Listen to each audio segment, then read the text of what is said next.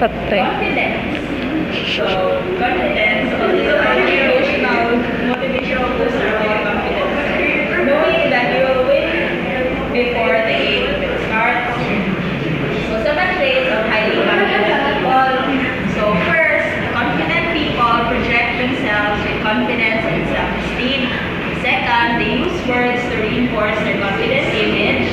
Third, they accept compliments. Fourth, they avoid self-promotion. They talk positively. They counter doubt with positive action and sees everything as an opportunity. So as you can see in the motivational poster there, it says that when you have confidence, you can have a lot of fun, and when you have fun, you can do amazing things. So I will give you examples of highly confident people. Some of them you know, some of them you know very, very much. First, we have examples of presidents.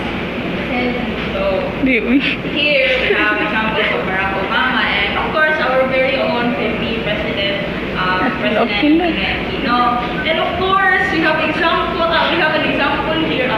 She went out of the classroom, pero we all know her as our president. She went out of the classroom. So there she is. So it's very difficult to talk in front of went in front. And she exudes with, she does it with confidence. Sabak gini. Say ka mamina-mia, pero confident yapon siya nga she will deliver her. Sabak. So there are the people at the back.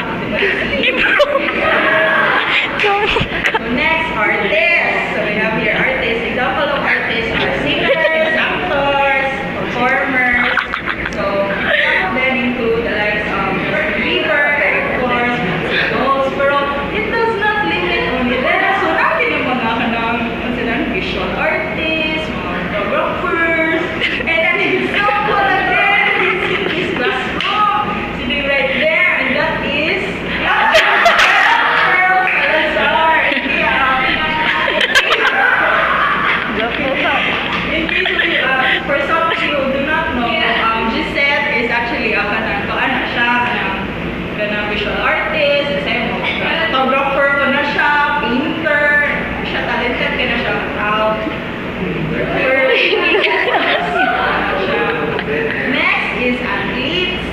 So, naturally, kami siya mga athletes kay some of them kay represented sila sa ilang country. So, some of them include Maria Sharapova and Cristiano Ronaldo for soccer. And again, in this classroom, we have again another example of a very confident athlete, and that is Selma Amadeglia. So she represents us during intramurals, or she represents the College of Engineering. There. And lastly, we have